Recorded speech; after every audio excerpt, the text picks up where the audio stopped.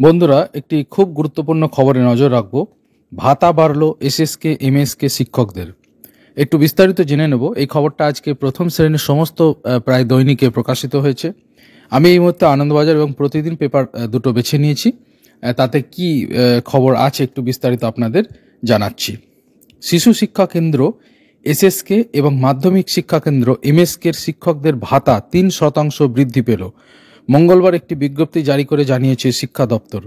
এসএসকের শিক্ষক শিক্ষিকাদের ভাতা ছিল প্রতি মাসে 11,255 টাকা, বৃদ্ধি পেয়ে হয়েছে 11,593 টাকা।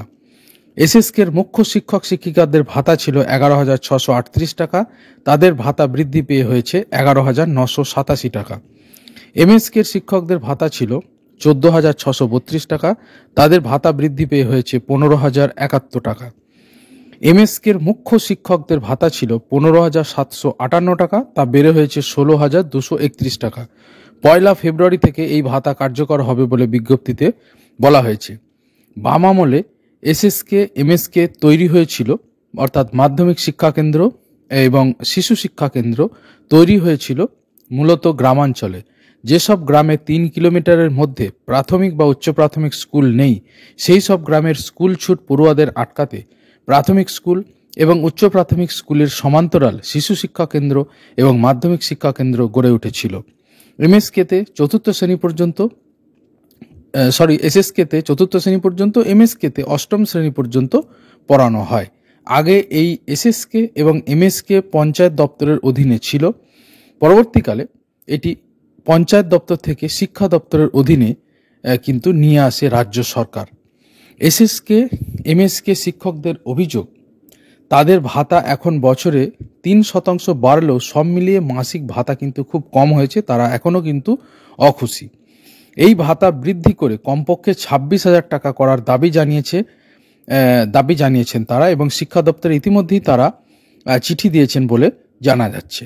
নিখিলবঙ্গ শিশু শিক্ষা এবং মাধ্যমিক শিক্ষা সহায়িকার রাজ্য কমিটির সম্পাদক পরিতোষ ঘোষ বলেছেন, এসএসকে বা এমএসকে শিক্ষকেরা কর্মরত অবস্থায় মারা গেলে আগে পরিবারকে 1 লক্ষ টাকা ক্ষতিপূরণ দেওয়া হতো, এখন তা বন্ধ হয়ে গিয়েছে। আমরা এই ক্ষতিপূরণ ফের চালু করার দাবি জানাচ্ছি।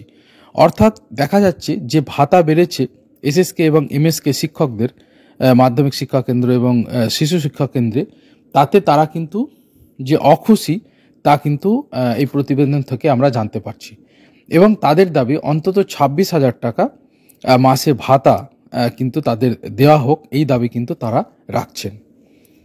আরেকটি পেপারে এই খবরটি দেওয়া হয়েছে, প্রতিদিন পেপারে, সেখান থেকে আমি একটু পড়ে শোনাচ্ছি। এই সময় পেপারে এটি বেরিয়েছে। মিশনে, সর্বশিক্ষা মিশনে শিশু শিক্ষা কেন্দ্র এবং মাধ্যমিক শিশু শিক্ষা কেন্দ্র সহায়ক সহায়িকা এবং সম্প্রসারক ও সম্প্রসারিকাদের 3% হারে বেতন বাড়ালো রাজ্য সরকার। ফেব্রুয়ারি মাস থেকে এই বৃদ্ধি কার্যকর হবে। মার্চে এই বর্ধিত বেতন তারা পাবেন। এর ফলে সহায়কদের মাসিক বেতন হবে 11,593 টাকা, মুখ্য সম্প্রসারকদের 16,231 টাকা।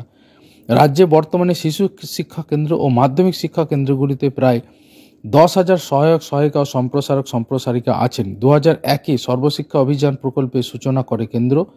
5 থেকে 9 বছরের শিশুদের স্কুলমুখী করাই ছিল এর লক্ষ্য। সেই কাজে মূল সমস্যা ছিল প্রাথমিক স্কুল ও শিক্ষক সংখ্যার অপ্রতুলতা।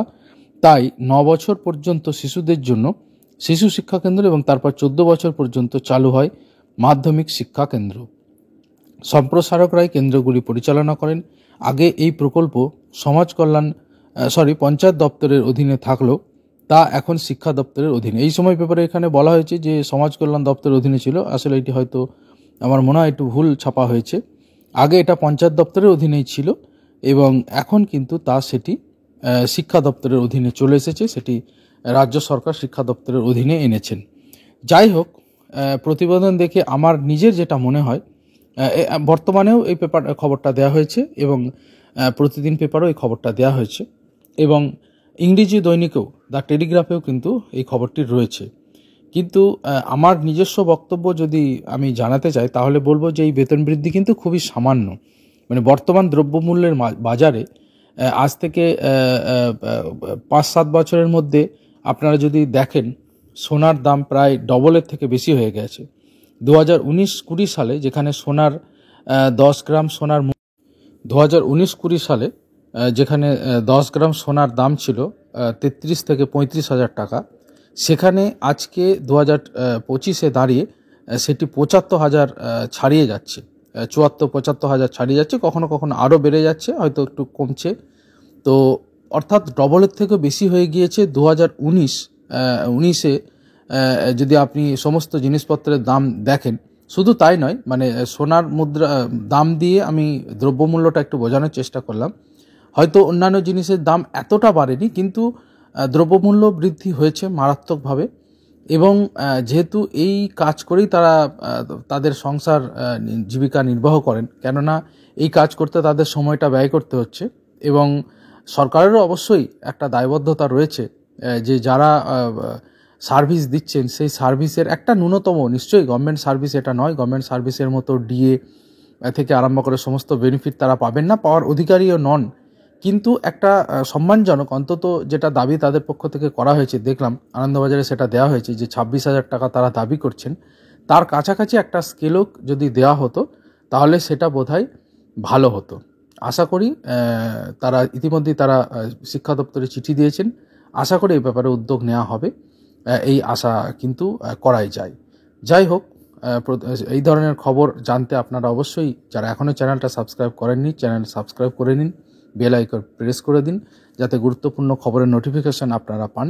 সমস্ত আন্তর্জাতিক, জাতীয় গুরুত্বপূর্ণ খবর দেখার জন্য এই চ্যানেলটি প্রতি নজর রাখুন। ভালো থাকবেন সবাই, ধন্যবাদ।